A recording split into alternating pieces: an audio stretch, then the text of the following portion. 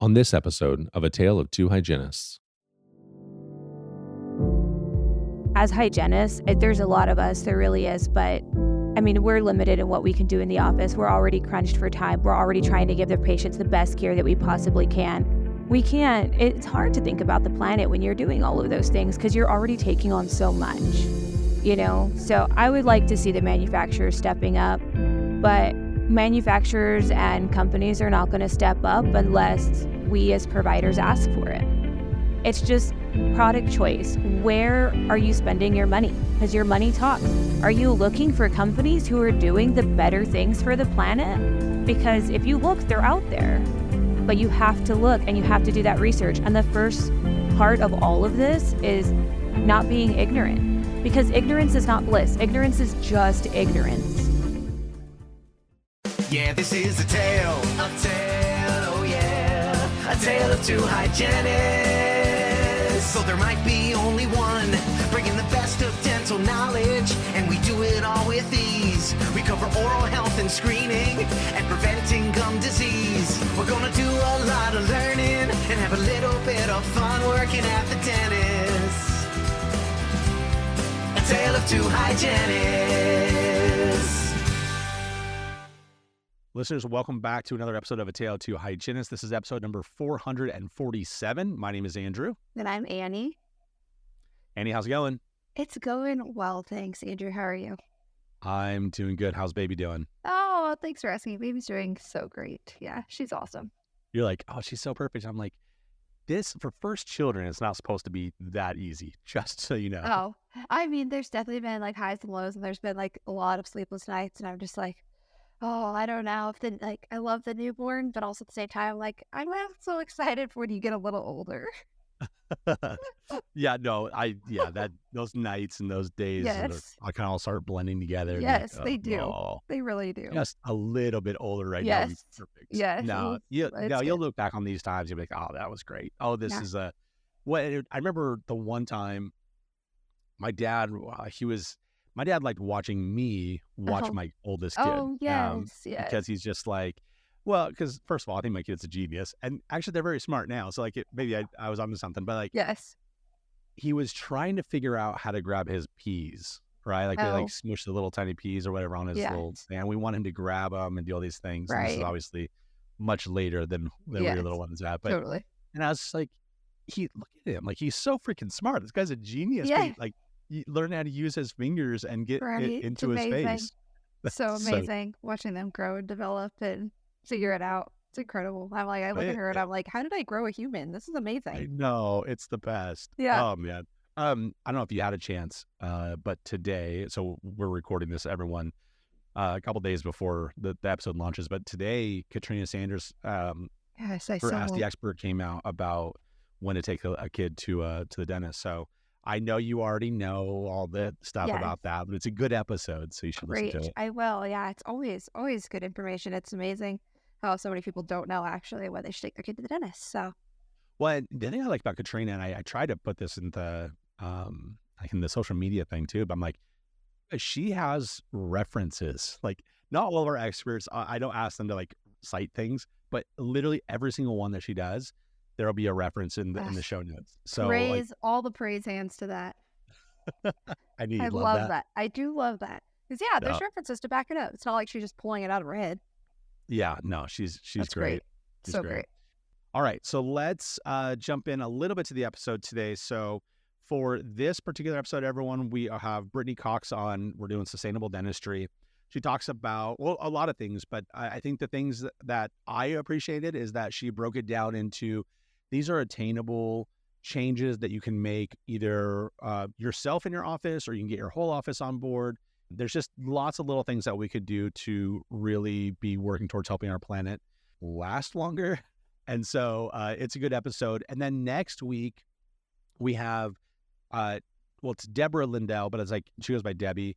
And we talk a little bit about brain health. And there's this gap in kind of the healthcare system that she is fascinated by, but kind of in a unfortunate fascination. Like, oh man, why do we have this thing? But it's like this real system issue that we have.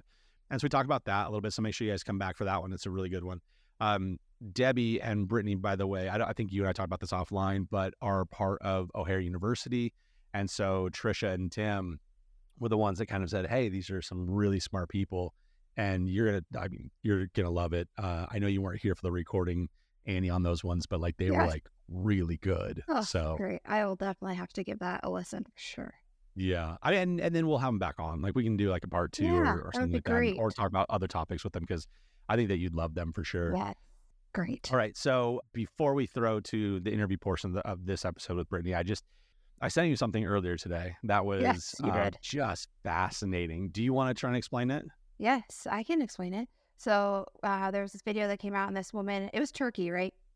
Yeah, Turkey. Okay. So this woman decided to go to Turkey and go to this facility where she was getting I say a full body scan, but I say that kind of lightly because they literally go through every single organ system in her body, like head to toe, like dental is also included.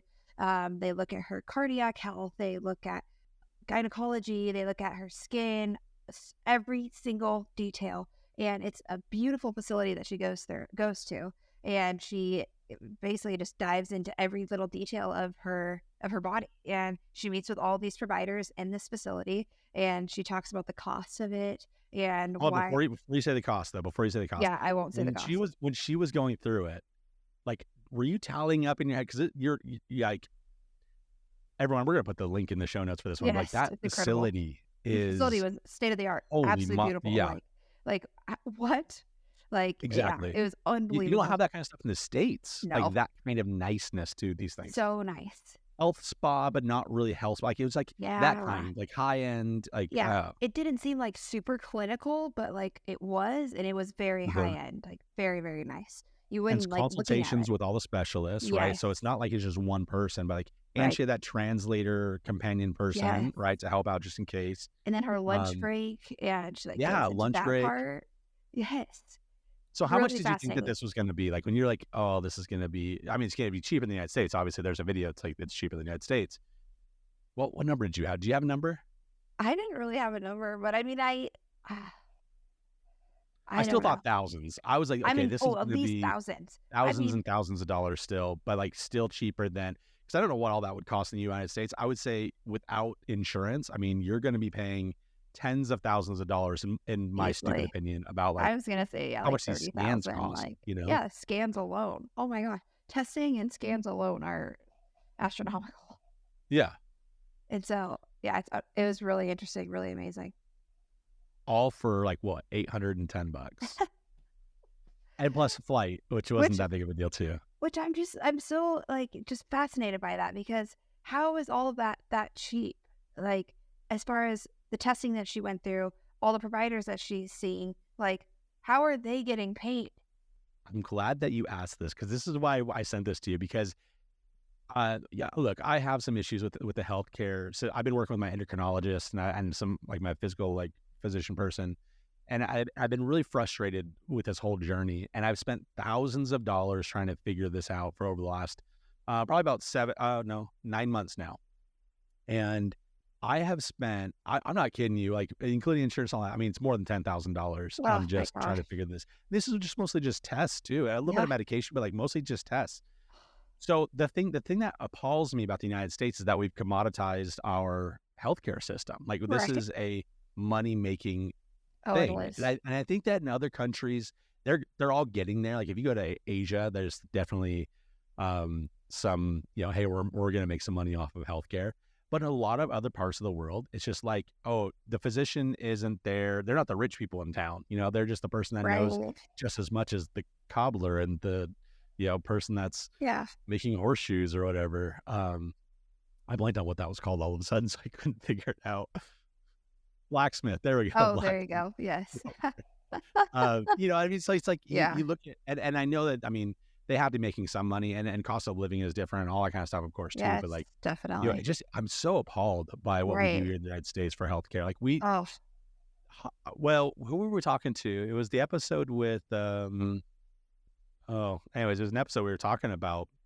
Well, it was probably actually pre-air, but it was just like how messed up our our physicians would be like, well, I don't know what's wrong with you and I can't give you a pill for it. So just let's watch it a little bit longer. Yeah. And I'm like, what are you doing? Yes. What are you?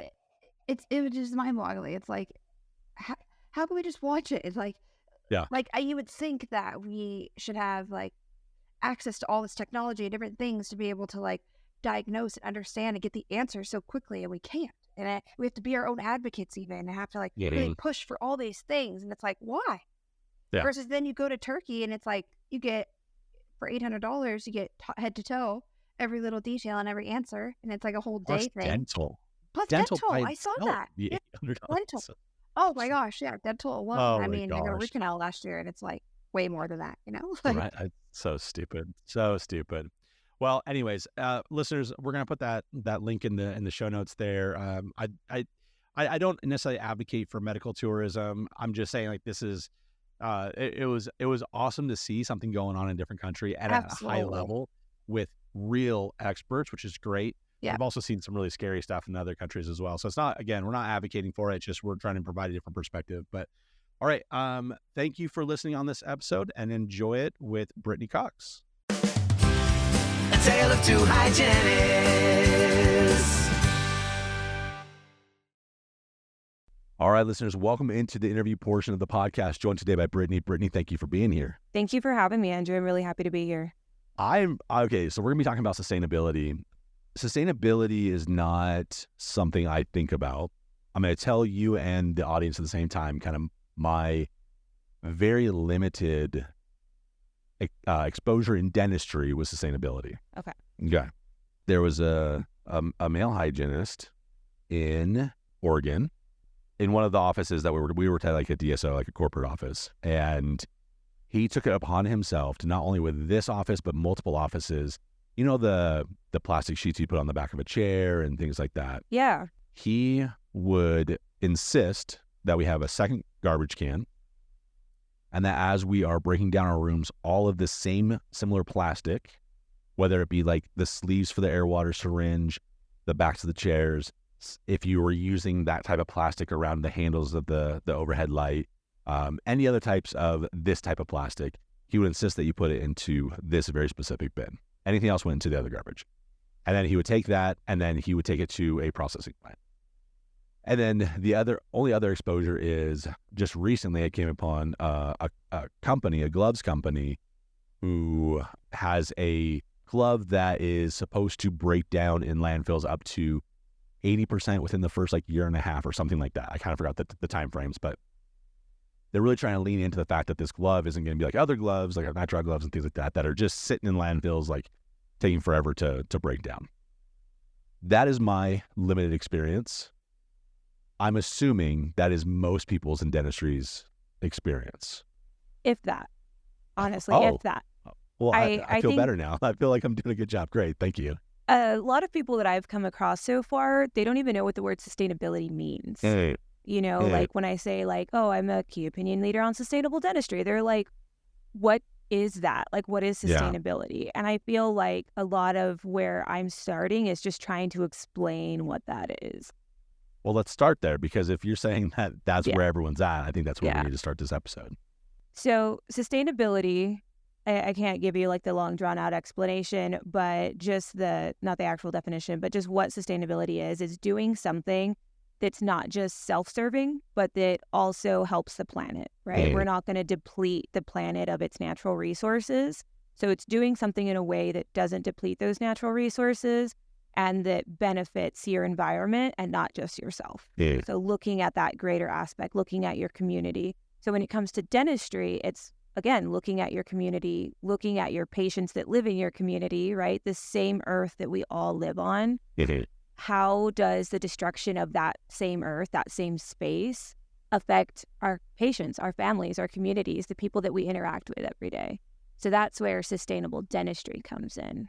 And so, but the dental space, like specifically, I feel like, and look, listeners, like I don't want to get a bunch of like emails about this, but like I feel like there's not a lot of things that we do that are like pro planet.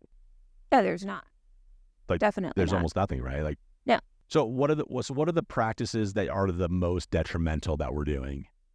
So As a whole, dentistry creates a lot of waste, which adds to pollution. A lot of the stuff we use is single-use plastics, unfortunately, which that's a huge problem when it comes to pollution of our planet. The more that we pollute our planet, the more that, say, plastic, for instance, breaks down, gets into our waters, continues to poison people. I mean, I'm sure everybody saw that all men have plastic in their testicles right now at this point, Everybody saw that study. Right.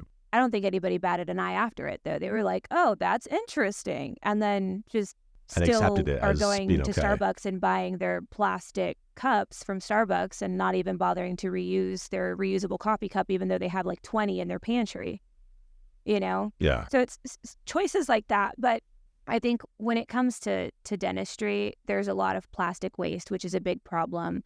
And like your story, that the one guy who was like, put all the plastic in this one bin and then throw everything else away. There's some hygienists that I find that that's the route that they go, but it's so hard. It's so hard to put it on just one hygienist in that office.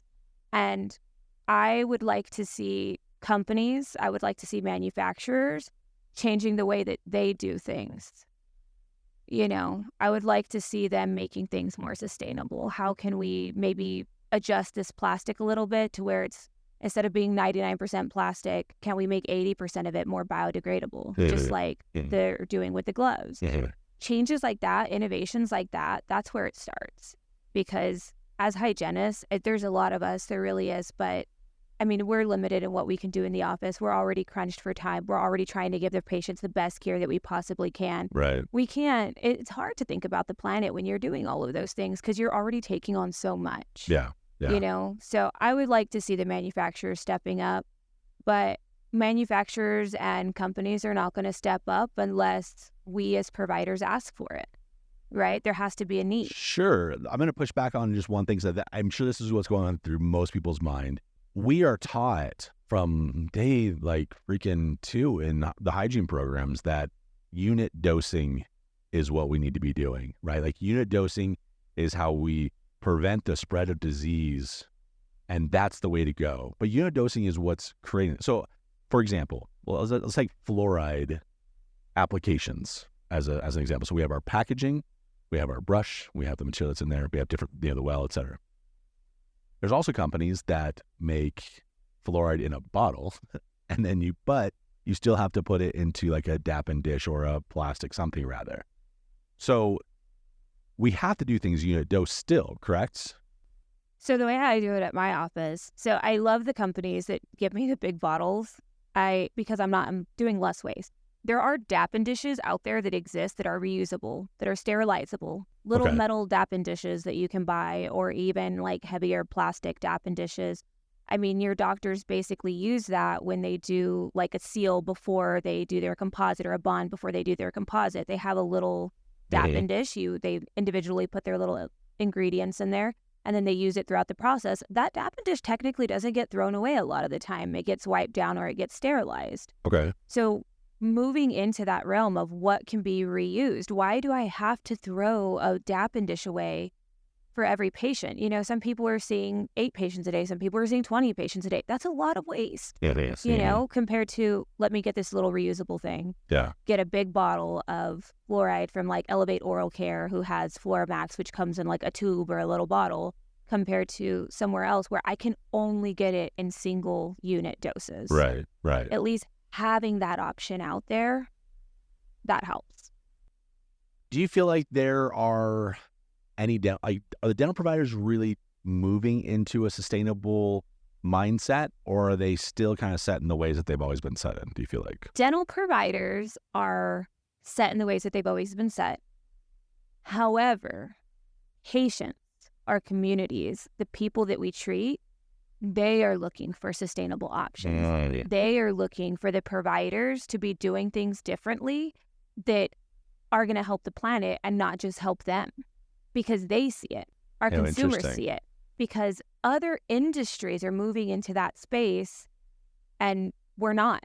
And so they're going out there and they're asking, I constantly have patients come in and be like, hey, I don't want to use fluoride. What other options are there, right? Like, they want innovation.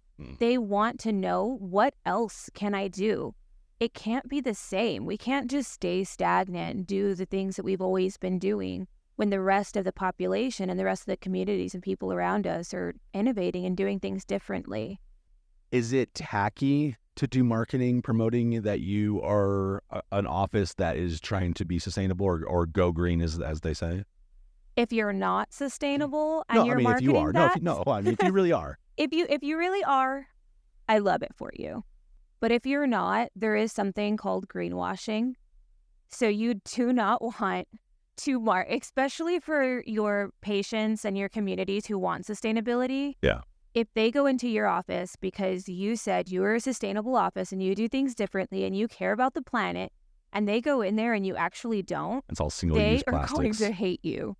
Like, greenwashing is such a bad thing right now. Like, so many companies going out there being like, we're doing things more sustainably, but really they're not. They're just coloring it green and saying that it came from the soil. Or saying that it's biodegradable. Yeah.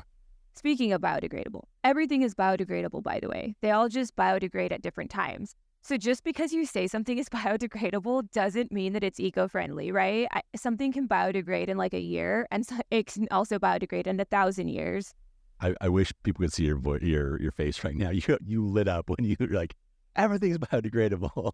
Come on, you guys. Like, that's such cheap marketing tactics. Because people do that. And they're like, they think like, oh, it's the best way to say that I'm green is by saying something's biodegradable. Okay, tell me how long it's going to take. Did you do the research on your product?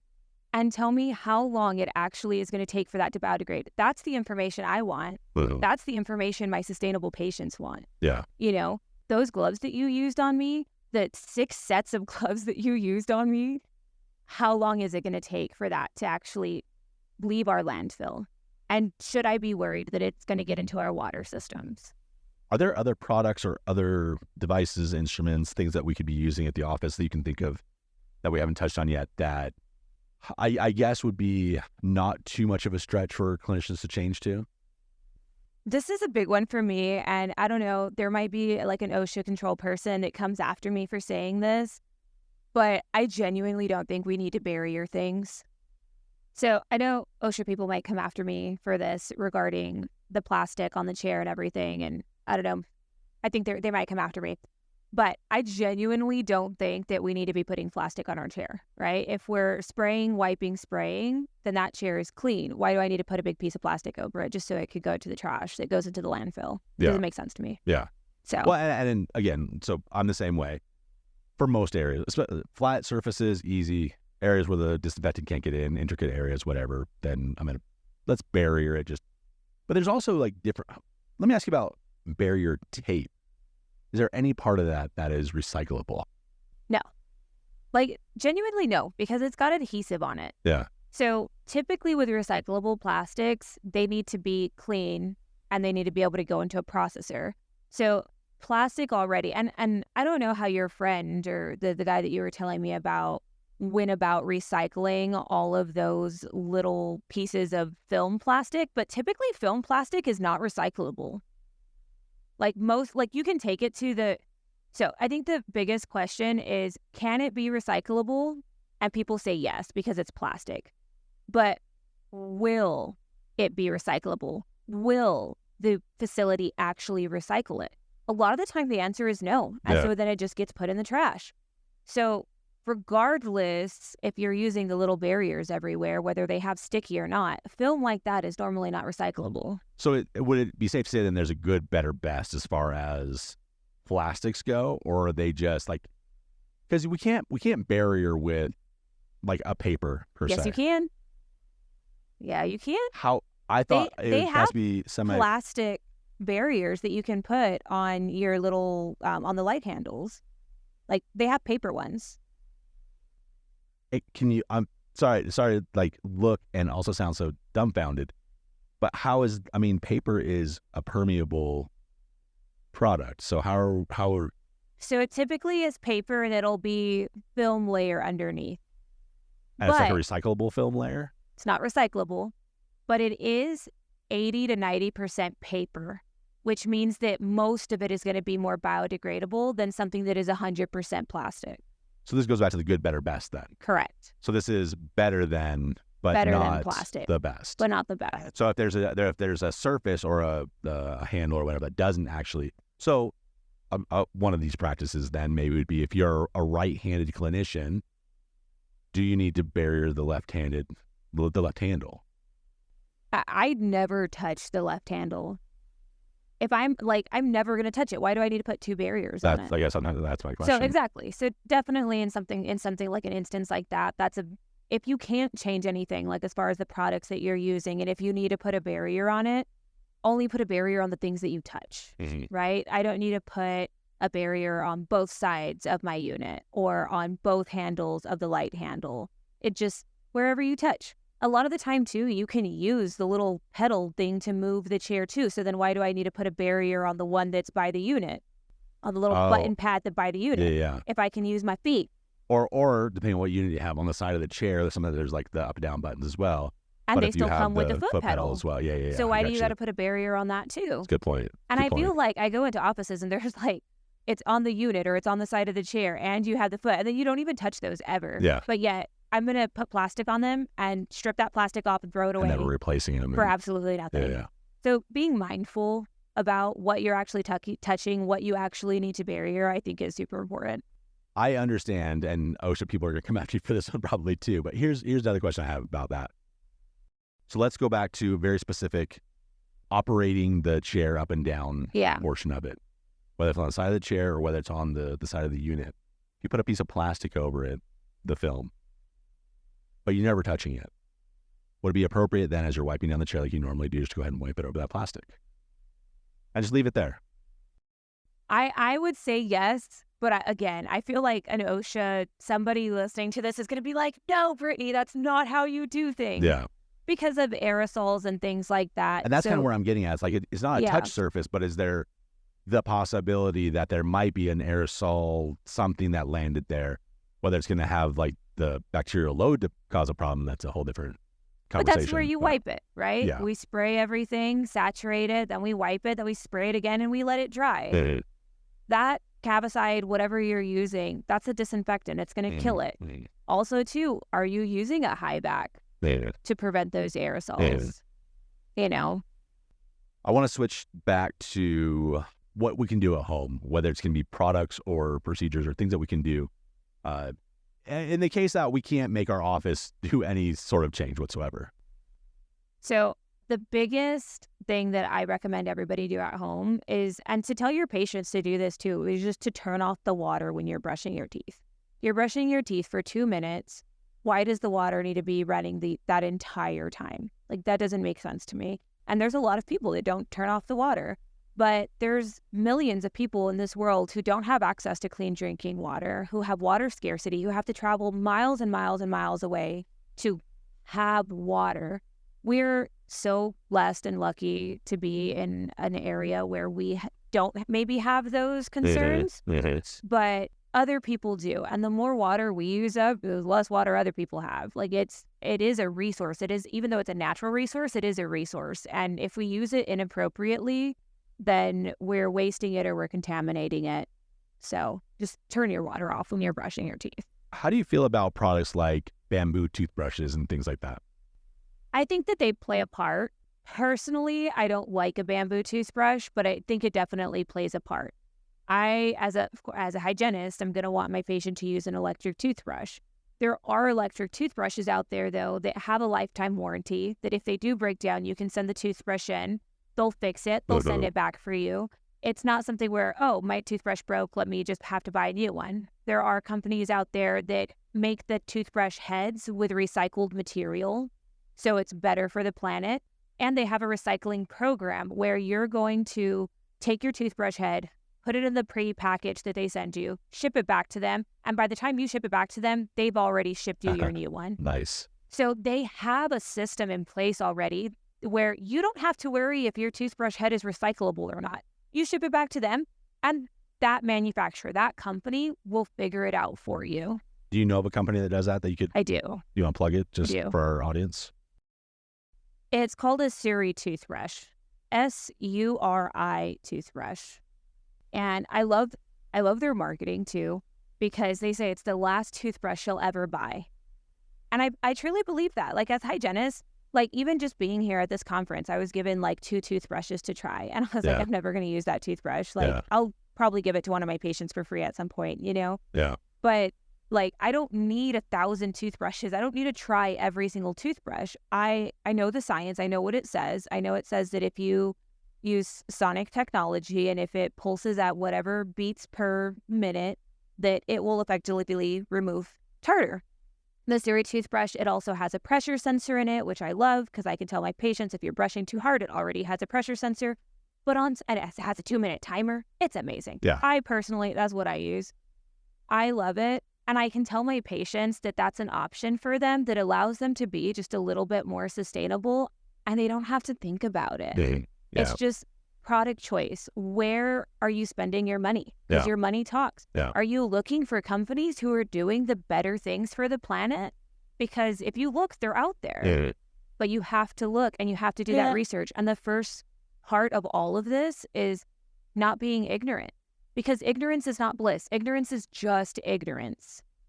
And we have a phone now in the palm of your hand. Most of the time, it's probably in your hand about 80% of the day. You have access to so much knowledge. How are you going to tell me you don't know what sustainability is? That you don't know that there are better choices out there that are not just for you, but that are going to benefit our environment. There's no reason to be ignorant anymore. That's not an excuse anymore. Brittany, thank you so much for being on. You're amazing. Thank you. People are probably going to want to reach out to you, do some follow-up questions, or maybe look for some guidance. How can they find you? Of course. I'm at Brittany Cox, RDH on Instagram. That's a great place to reach me. DM me there. Otherwise, you can email me at brittanycox1395@gmail.com.